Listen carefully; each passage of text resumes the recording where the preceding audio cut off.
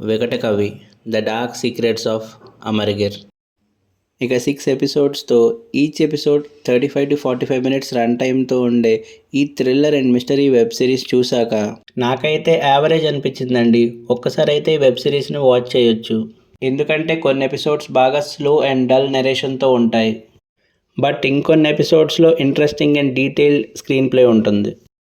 So ఇక ఈ web series plot line విషయానికి వస్తే 1970sలో అమర్గిర్ అనే ఒక ఊరిలోకి వెళ్ళిన ప్రతి ఒక్కరికి మతి స్థిమితం పోతూ ఉంటుంది. అసలు ఏమైంది, అసలు ఏం జరుగుతుంది అనే దాన్ని కనుక్కోవడానికి హీరో నరేష్ అగత్సే గారు డిటెక్టివ్గా అక్కడికి వెళ్తారు. బేసిక్ ప్లాట్ లైన్ అయితే అదే, బట్ సిరీస్ చూసే కొలది మెయిన్ ప్లాట్ లైన్లోకి వెళ్తాం. అండ్ ఇంక ఈ సిరీస్లో బిగ్గెస్ట్ డ్రాబ్యాక్ ఏదైనా ఉంది అంటే అది ఇన్వెస్టిగేషన్ పార్ట్. హీరో ఒక డిటెక్టివ్, కానీ ఇన్వెస్టిగేషన్ పరంగా అసలు ప్రొసీడింగ్సే ఉండవు. అంటే ఇక్కడ ప్రొటాగనిస్ట్ అయిన హీరోకి పెద్దగా స్ట్రగలింగ్ లేకుండా ఈజీగా క్లూస్ దొరికిపోతూ ఉంటాయి. ఎపిసోడ్స్ ప్రొసీడ్ అయ్యే కొలది చాలా చోట్ల ఆ థ్రిల్లింగ్ నరేషన్ అనేది మిస్ అవుతాం. ఇంకా ఈ సిరీస్ రన్ టైం అంతా మ్యాక్సిమం నైట్ టైం జరుగుతుంది. సిరీస్ ఫస్ట్ ఎపిసోడ్లో hero and other characters introduction ఉంటుంది.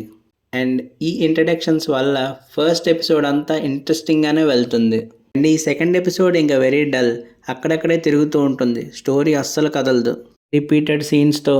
అండ్ ఇంకా నెక్స్ట్ సీన్స్లో ఏం జరగబోతుందో కూడా ఈజీగా గెస్ చేసేయచ్చు.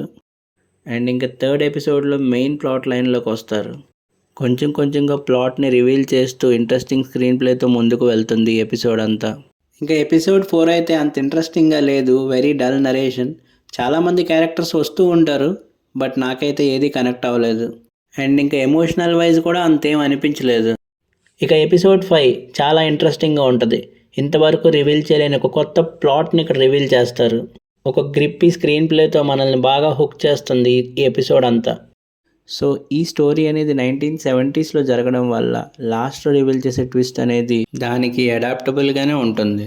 సో ఇంకా పర్ఫార్మెన్సెస్ వైజ్ నరేష్ అగత్సే గారు యాజ్ డిటెక్టివ్గా బాగా చేశారు, కానీ రైటింగే ఇన్వెస్టిగేషన్ పార్ట్ చాలా వీక్గా ఉంది. ఇక మేఘా ఆకాష్ గారి రోల్కి అసలు ఇంపార్టెన్సే ఉండదు. ఒక అరగంట ఉంటారు అంతే. మొత్తం సిరీస్ అంతటికి ఏదో ఆ రోల్ పెట్టాలి అని పెట్టినట్టుంది.